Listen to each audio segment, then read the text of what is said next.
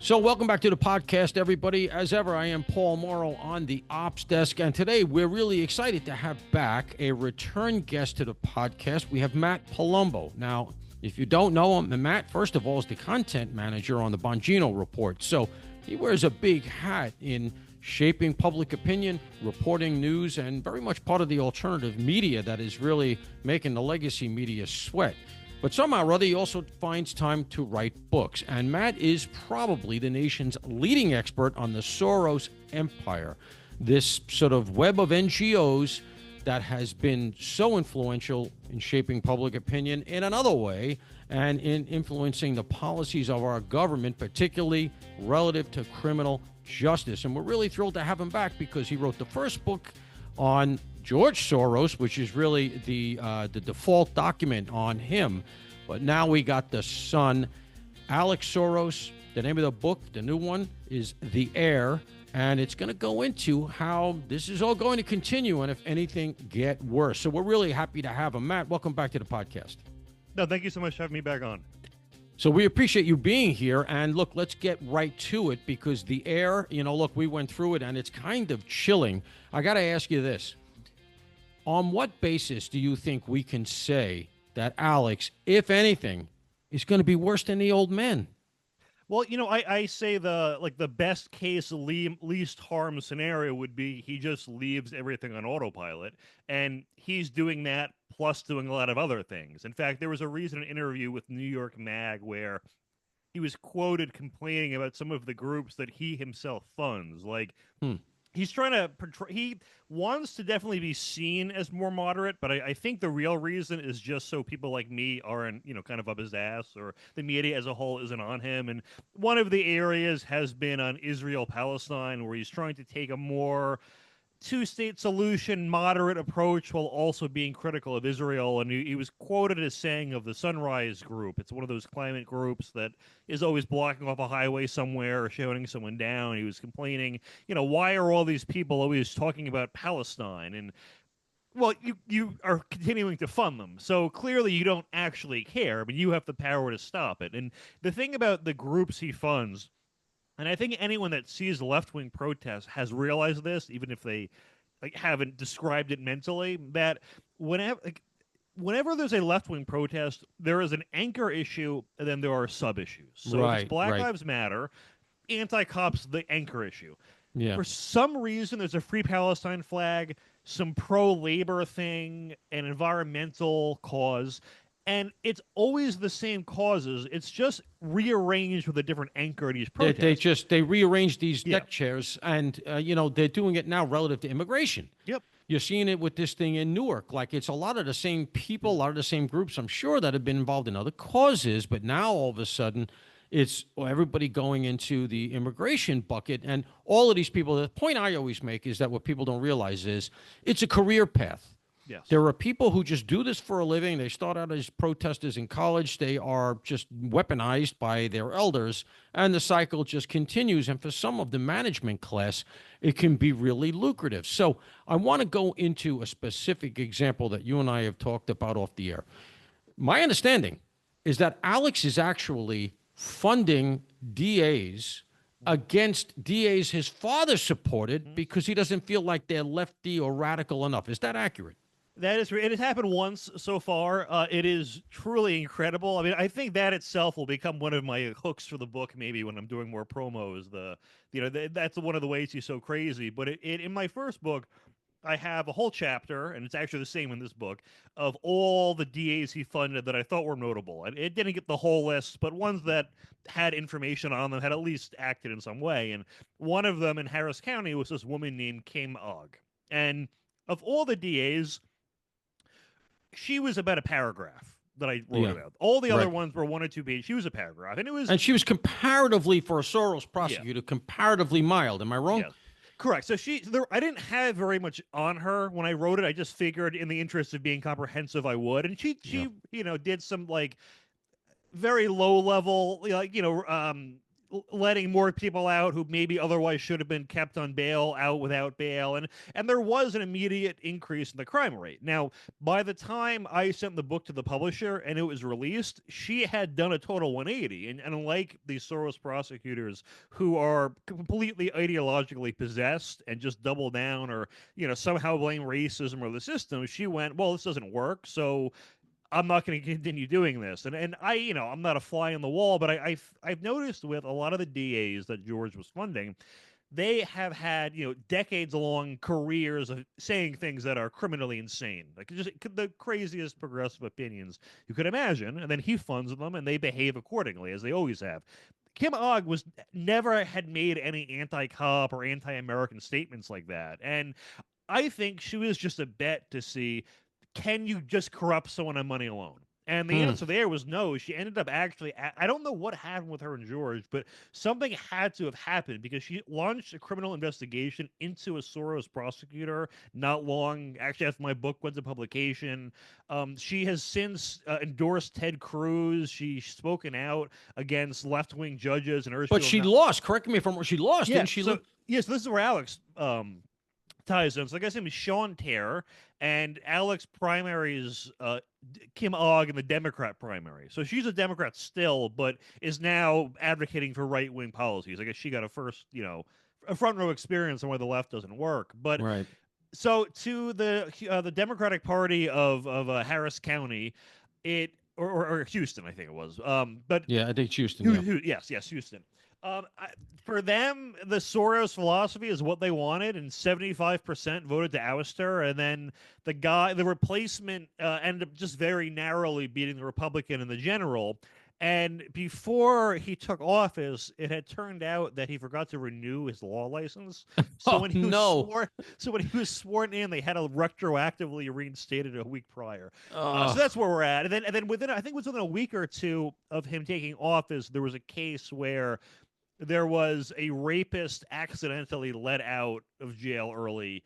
It was a whole disaster. Like the incompetence was immediately. Yeah, so, I mean, but they continue to vote for this kind of stuff. Look, Alvin Bragg is maybe the poster boy for the Soros prosecutors, and the other day, 2 laptops were stolen out of the Manhattan District Attorney's office by like a homeless guy who just got into the building. And God knows what, I suspect, you're not hearing about it because nobody's followed it up, but I suspect that a number of cases now just went south because the laptops that have all kinds of evidence, stuff that's not supposed to be out there, just walked out the door. I want to talk to you about another prosecutor because there's something else you've dug up, and that is the prosecutor who has been involved. It's a Soros prosecutor who has been involved. I'm going to leave it to you to pronounce her name.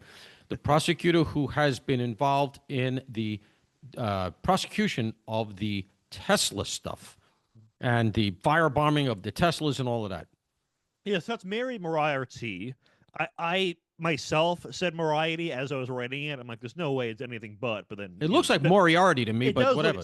Moriarty. Whatever it is. I actually could be wrong, to be perfectly honest.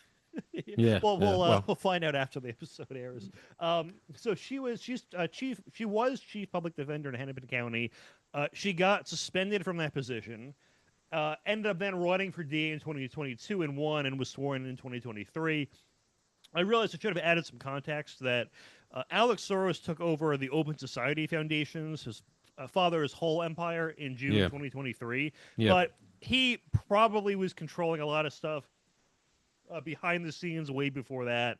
I point out in the book, for instance, a lot of European affairs. It seems like he was running since 2015 onward. Yeah, so he's been groomed. You can see. Groomed. Yeah, he was. And then he took over Democracy PAC in 2022, and that's what was funding all of these rogue DAs. So in the book, all the new ones are 2022 onward, we can say, are due to Alex. Those are Alex DAs. Yeah.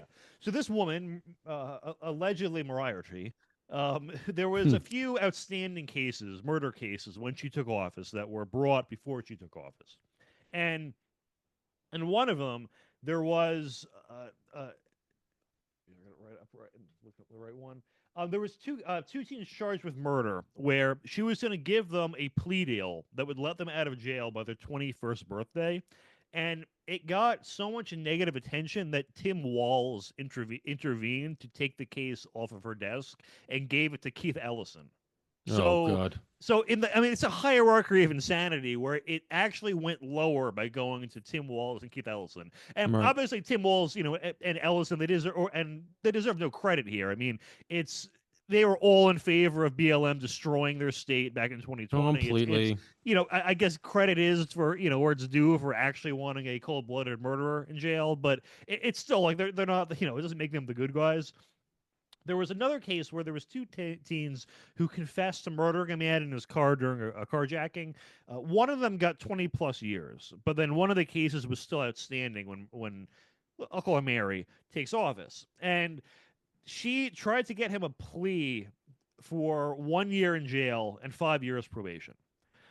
By the time the plea is served, he has enough time served where he'll just get let out. So he gets out. He killed a guy. He gets out of jail. Yep. While the other accomplice is still in jail for another 2 decades. So it just goes to show like how arbitrary it is that it is literally a gift. And what did she do with? And didn't she drop the charges relative to attacking the Tesla dealership? Yeah. So I'll get that. Just one second. So with this one, after the guy gets let out December 2023, he was then charged with fleeing police by 2024. And one of the most amazing arguments she made was, well, he's rehabilitated. While he was in prison, he went to a rehab facility that was outside of the prison, a separate facility. He escaped from the facility and then committed another felony while he was gone. Oh, God. So that's the guy who was rehabilitated. So, but leading back to the Tesla vandal, so there was a state employee who worked for the Tim Walz government who did, I think it was, $21,000 in damage on. Yeah, it was well into felony territory. Yeah, felony territory. I think the threshold there's only about $1,000. So generally it is about that. Yeah. So she lets the guy off. No charges, but she says he's going to have to pay restitution. And it was sort of wondering why people didn't think that's enough. But the obvious problem is, unless the guy is just going to voluntarily pay it, it's an uphill battle to actually collect. Like you're going to of course, these guys have no money. What money they have, they hide. Yeah. You're never going to collect on that. Yeah. And now you've removed, and you've relieved him of any disincentive of doing this kind of thing. People say, well, you get caught here. This DA is going to let me off.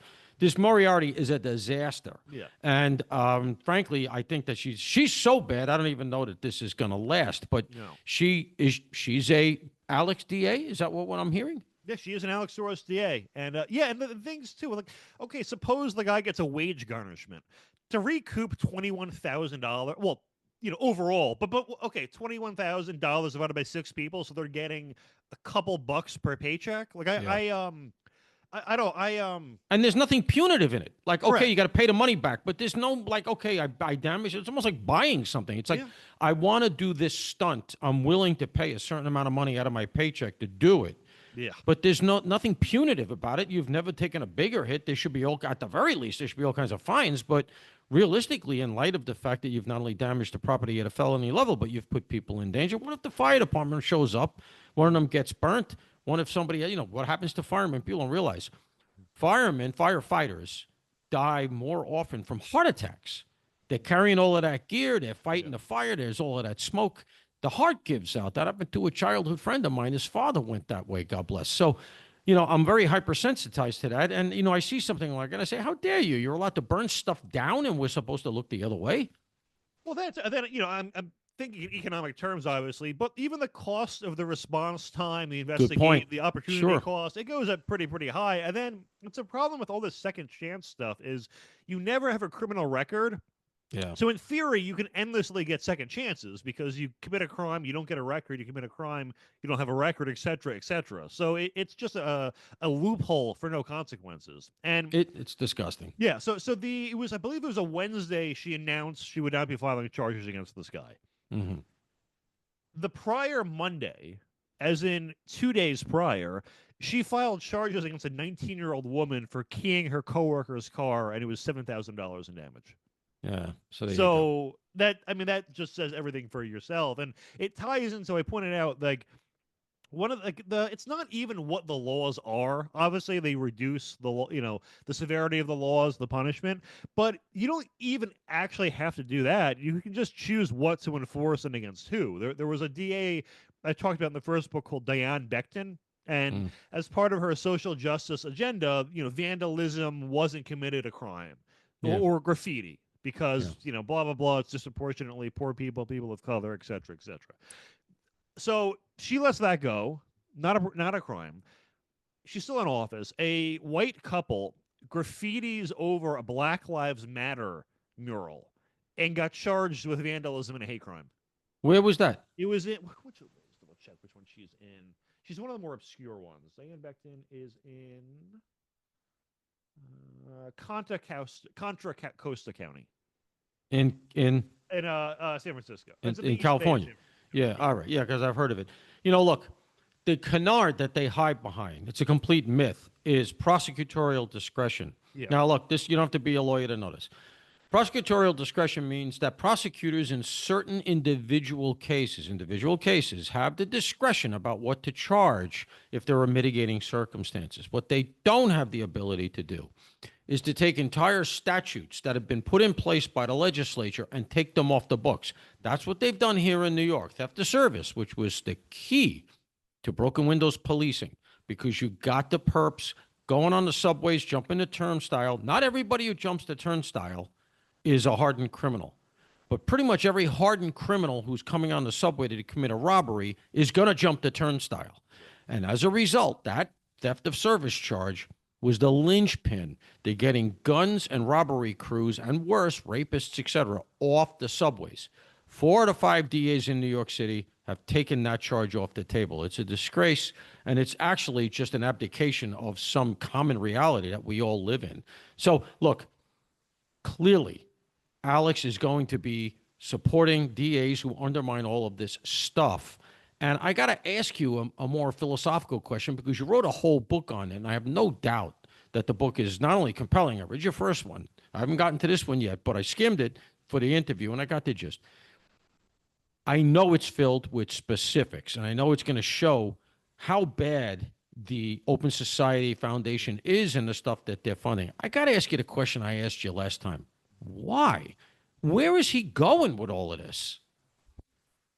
Leftism, I know I think I've given this answer so many times that, the obvious answer that they're evil sounds like the lazy one, that you're not taking into account people's motives or, intellectual reasons, but It's the only one that makes sense. And it's not just breaking down law and order or his policy on drugs where he wants everyone to get high or destruction of the family.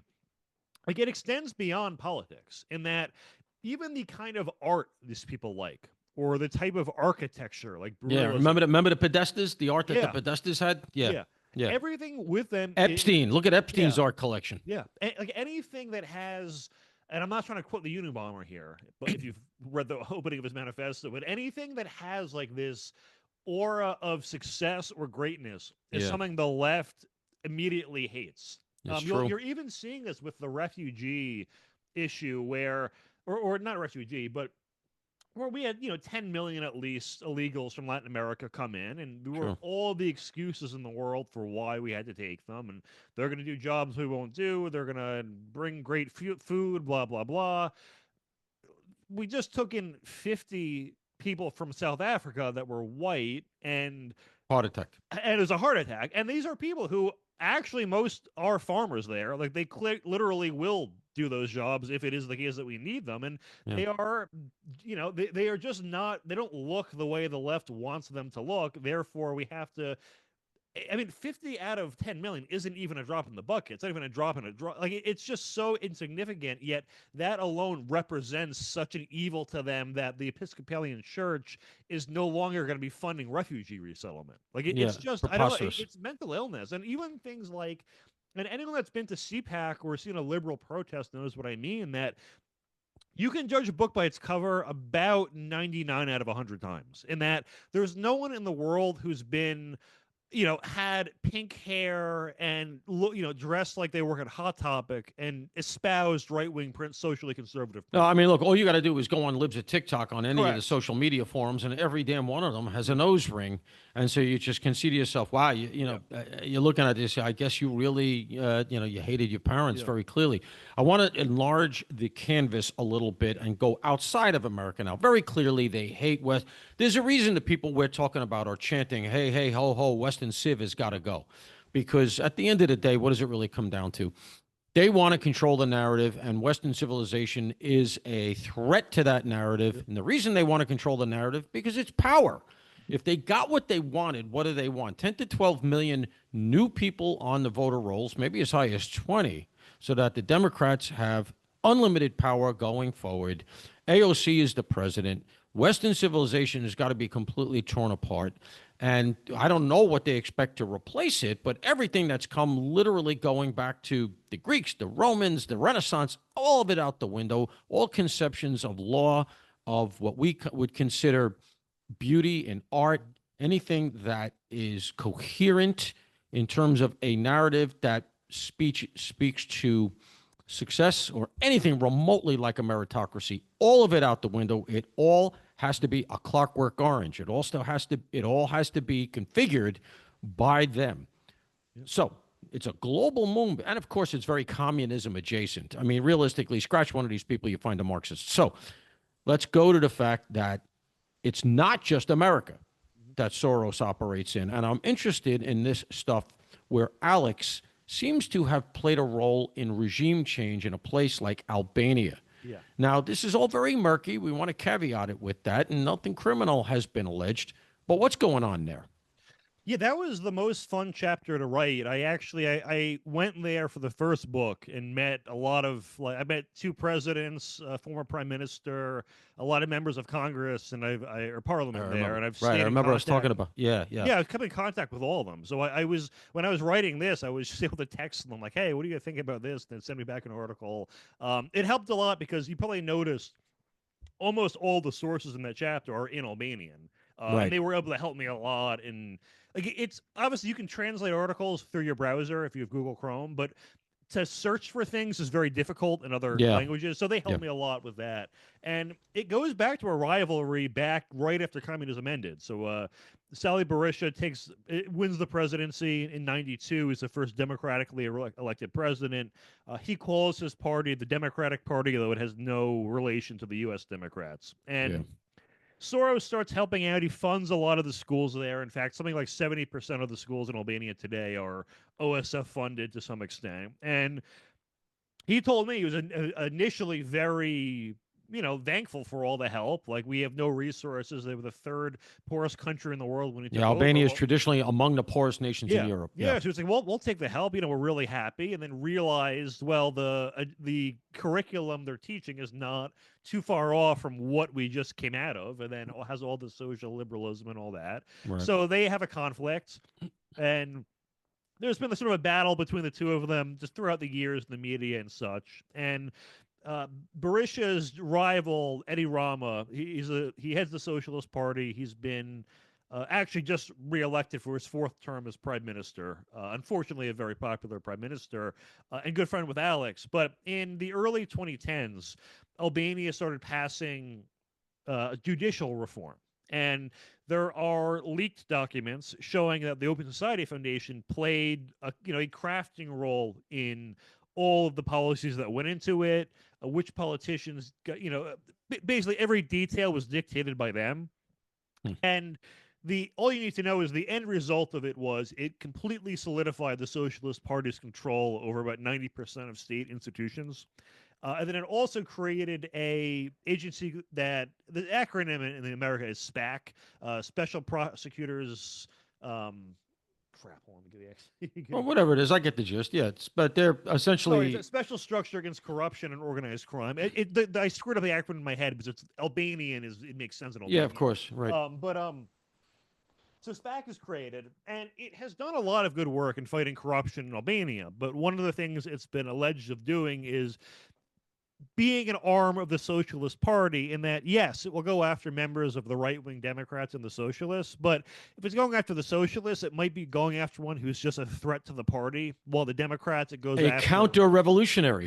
Yeah, or it goes to indiscriminately. So back in 2021, not long after Biden took office, Anthony Blinken passes sanctions against Sally Berisha, the Soros critic, and bans him from entering the U.S. The Trump administration actually just said he's free to travel here, so that's been partially undone. But there's been a lot of suspicion over Soros' involvement there. And for part of the book, I submitted a FOIA to the State Department to try to get info on it because the last 4 that were filed under Biden, they just refused to respond to. Let me tell you something. If there's one institution that I hope the Trump people really undo, it's state. Yep. Every interaction I had with them, almost every, I got to caveat it because there were some good people there, but for the most part, they are all fellow travelers, uncooperative with anything relative to law enforcement and national security. The FBI, you could talk to them for forever about how state has really sort of gotten that thrown sand in their gears. Same thing with all the other federal agencies of DEA, et cetera. But they also have this thing, and I've experienced it, where they get Stockholm syndrome. And they go, they're posted to another nation, and they forget, you work for America. We're paying your paycheck. And don't do this nonsense where you go over to the enemy, because that's where you're sitting. And I've experienced that a number of times with state. That's a very disappointing. And I almost joined the State Department. I went there, I took the Foreign Service test and everything. And I ended up not wanting it because I just really feel like they just really have gone over to the adversaries. So when you tell me stuff like that, I'm not surprised. Yeah. The deadline on my FOIA was yesterday, by the way. Still have not gotten. Yeah, you can wait another 5 years and you'll get a denial. Gonna, I mean, you may get a shot with the Trump people. You may get a shot. I might. Yeah, hopefully. I mean, I haven't told July 1st to do any last minute revisions, so I'm hoping I can put something in there. You got to keep pressure on them. What you got to do with these FOIA requests is, I hate to say, but you got to be a stone in their shoes. So they just say, give it to them and get rid of them. All right. Well, I'll send an email tonight or something. But the Soros connection there was one. Eddie Rama is friends with Alex, chief opponent of Berisha. So obviously he has an incentive to go after Berisha. And Berisha pointed me to a speech in Congress from 2019 where they were getting in an argument between the two of them, and Rama says, taunting him, so you're telling me if you want to take a trip to America, you could do that? And he was telling me, like, he was foreshadowing what was going to happen next. And, it's one interpretation for sure. And then Blinken, his family is very much entwined with the Soroses. Oh, he's a total globalist. Involved. He went to college in Paris and the whole thing. This guy, I can't figure out what these people did for a living before they got into government. They almost have these crazy trust funds, and they just advocate against American. Blinken is a disaster, only matched by Mayorkas. But go ahead. Yeah. So George Soros founded a school called Central European University, and it has an archive that is named after Anthony Blinken's parents. So, there you go. I mean, clear connection there. This guy, what's his name? Massey, the guy that was, I hope I'm getting the name right now because it's been a little bit. He was thrown out of state because he's suspected of all kinds of Iranian contacts. They're just globalists. Yeah. America just happens to be where they might be paying their taxes these days. Well, you remember Charles McGonigal, right? The FBI guy. Listen. I've talked about him on here. I knew Charlie. I figured, yeah. So not real well. I got to be careful, but no. I knew Charlie. Yeah. So he was paid off $225,000 by Eddie Rama at one point. And really? That was the Albanians he was hooked up with. This crew. And the charges I believe against him in the filing only went up to 2019. But a journalist in Albania sent me photos of him in Albania 2 months after the sanctions against Berisha. So they were explaining like he could be another person who played a role in them, even if it's not proven. But there's just a lot of No, he would have known about it. Well, let me ask you this. Let me put a fine point on it. What is the name of Alex's person right now? What is the name of Alex's person in Albania? Oh, Eddie Rama. It is Rama. That is his guy. Yep. So that's who we know to watch out for here, because that is the guy that I suspect. I don't know, but I suspect is quote unquote on the payroll. However you characterize the payroll. And then there was another. So I would say another very powerful person was the mayor of Tirana, which is the biggest city in Albania. Tirana, sure. To have that position, but the mayor was recently arrested. Him and his wife, it's a whole embezzlement scandal. His wife was spending millions of dollars on online purchases and stuff, and he's in jail. His wife is calling him from the embassy, and he's telling her, "Don't be worried, don't be worried. When Alex gets here, everything will be okay." So So, there you go.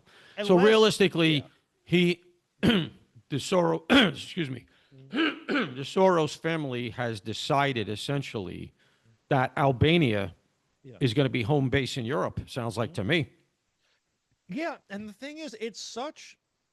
I mean, in the grand scheme of things, it's a country no one really thinks of, and there's not a Right. lot of money there. So how can you be making money from it? And Right. No, it's about the influence. You know, they yeah, I mean probably it's a the place that you can wash money. yep, You know, and if you look, if you got a country in your pocket, I don't care what country that is. Now the it's a lot. banks open up, all of the international the transactions open up to you. There's ways to use it for tax purposes, et cetera. Because you see it, the mafia. That's why the mafia wanted Cuba.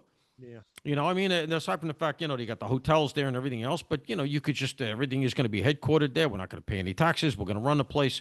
So having a country in your pocket is not a bad strategic move. What do you think? Who do you think? Let me be more clear. Who do you think? Let's bring it back home. Who do you see in the American landscape is most culpable for the influence that the Soros people have here on the American home front? Who should we be particularly leery of in government, in media? Because there's a lot of allegations in both of your books. There's a lot of connections, I should say, yeah. between media, government, and the Soros people's money. Who should we be? Who's closest to them? Who's most adjacent? Well, it's probably the most boring answer I'll give, but it's the Pelosi, Schumer, Jeffries establishment types. In fact, if you want to know for sure, Alex doesn't really leave any doubt. He posts a photo of everything to his Instagram account of who he's meeting with, and he's given some indication on who he thinks the future of the party will be. And I kid you not, one of them is Jasmine Crockett. So Oh, God help us. he Are you, and you yeah, know that this is the good part because his it's awesome. judgment, Alex's It's judgment is so horrible. bad. Yeah. Yeah, he his whole so I remember I tracked in the first chapter or the second chapter his election predictions where the Yeah. first one was Joe Biden is fine. There's no need to drop out. He's not going to drop out. Then Biden No. drops out a week later. Then it's like, Yeah, all right, right, right. Yeah. Kamala's got this. He's going to win every swing state he predicted. And then right after the election, he wrote an essay on why we should have all known Trump was going to win.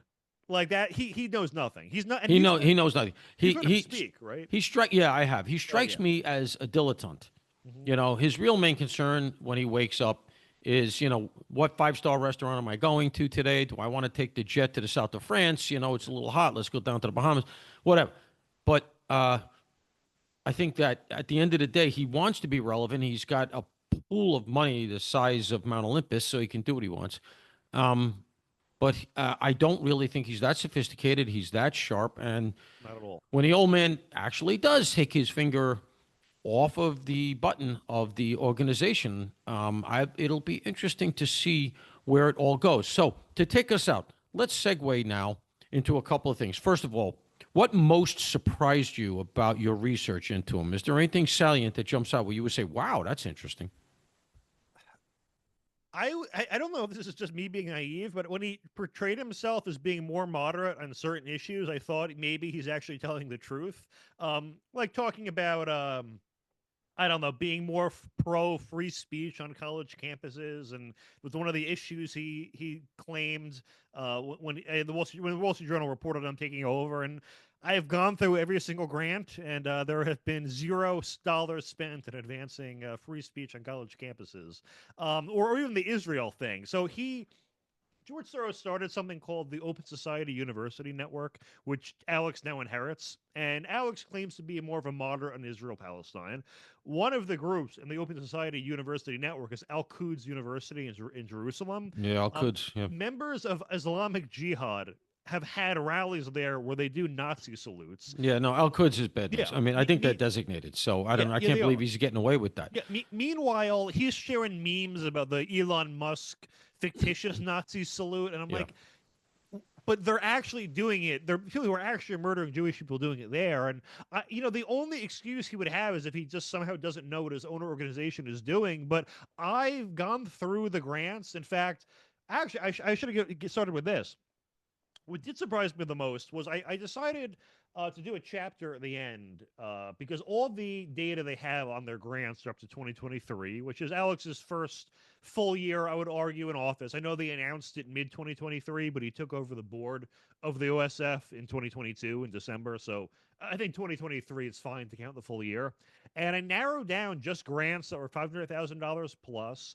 And in the US, and there are a lot going to groups that look like the charity or activist version of a shell corporation. Like he will be giving $5 million to a group that has 8 Facebook followers, 23 views on their YouTube channel, and the website is a donate button in a paragraph, and Right. the address is a PO box. And there's some group, there's one group he gave to, and I've never seen this in a charity's financials where the amount of money he would put in, the charity's expenses and revenues would track one for one, which only can happen if you're a pass through.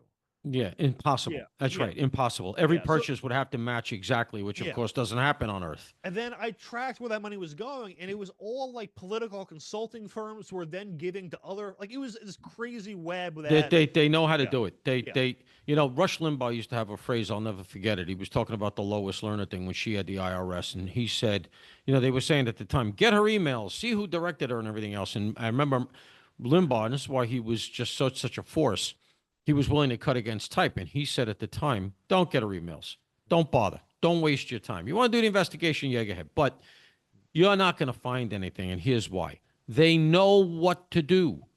They know what's expected of them. They all come from the same system. They go to the same schools. It's inculcated in them.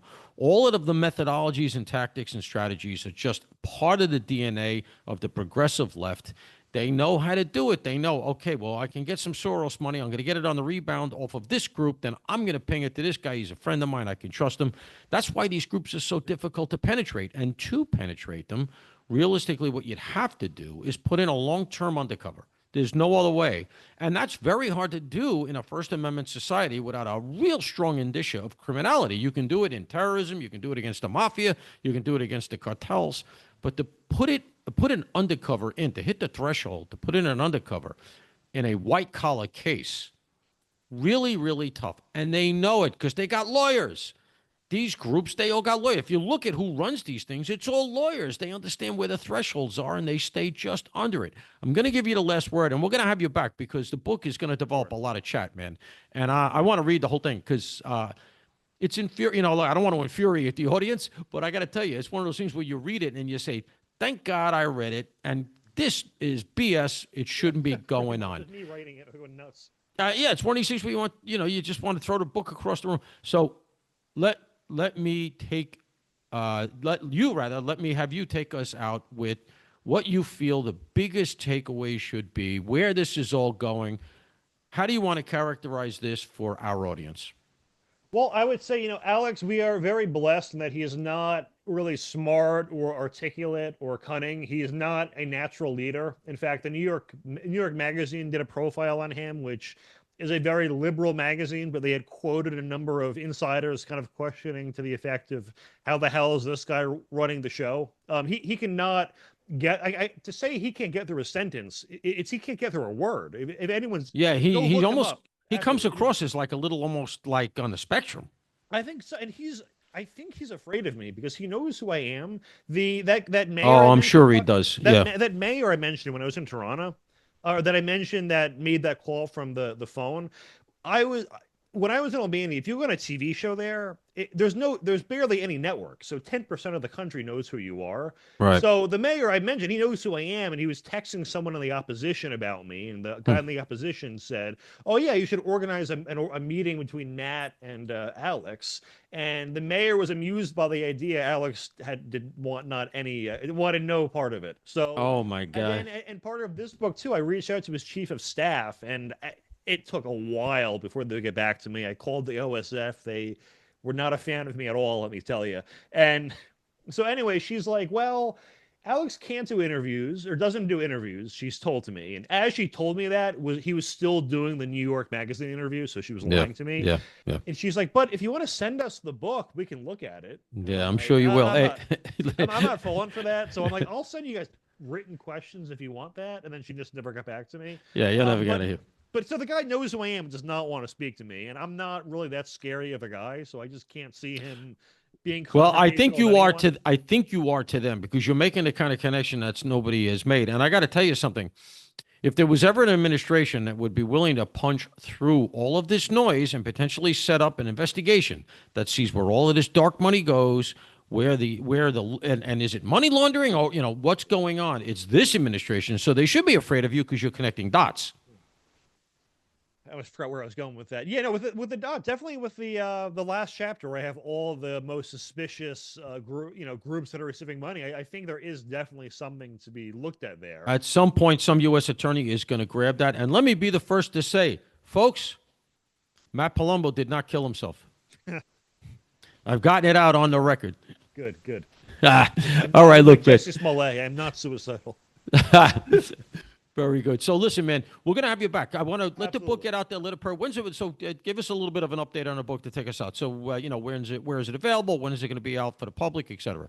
So it's pre-order now on Amazon and maybe posthillpress.com. I'll be Googling it on the side as I'm answering you. It comes out December 9th officially for, it'll get shipped plus Kindle plus audiobook. I'm actually going to see if I can do my own audiobook because I think it would make... It is on Post Hill Press too. But I want to do my own audiobook for this one because there are just some parts I feel like I need to present it differently verbally than, like if I'm reading a chart with 30 things in it, I feel like it makes more sense. Yeah, you want to point people to specific things. Yeah, what's the date again that is coming out? December 9th. December 9th? Yeah. So all the way out by Christmas. Yeah. All right. Well, listen, that's okay. It's like 3/4 of the books in America sell for Christmas. So we got a lot of, well, that's good, man. Let's let a little momentum build. We'll get through the summer. Nobody reads anything in the summer except like, whodunits and stuff. So once we get into the fall and everybody gets serious again, we'll have you back on. We'll talk about where it's going. We'll definitely have you on around December 9 because we want to see, I think, I have a suspicion here that you may be updating this book until the thing gets printed. I've submitted it at a word count at 55,000. It's up to 73,000 before I even got the first draft back. So I have all these edits just in a file that I have to copy and paste in when I get it back. So to end us, I think that I can say quite definitively, you won't be invited to the Huma Alex wedding, I'm afraid, huh? You won't be at the reception?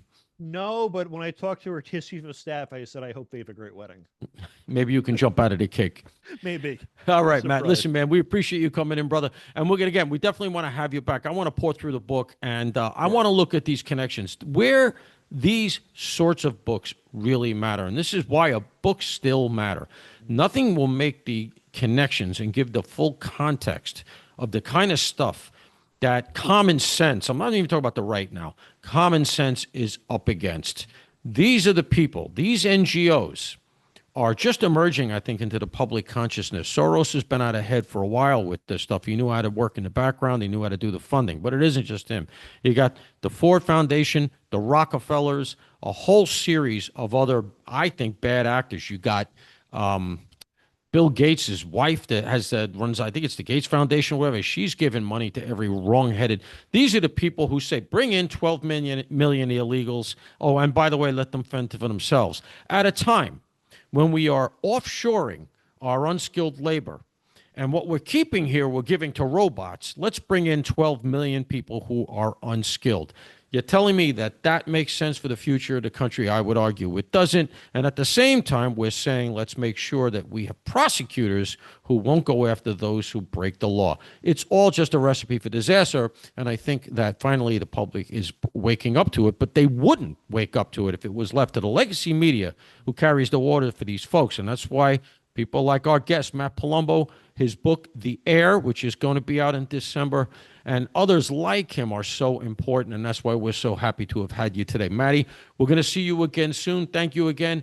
Folks, we appreciate you coming on this alternative outlet. We are the Ops Desk Podcast. I am Paul Morrow, and as ever, for all of you, please stay safe.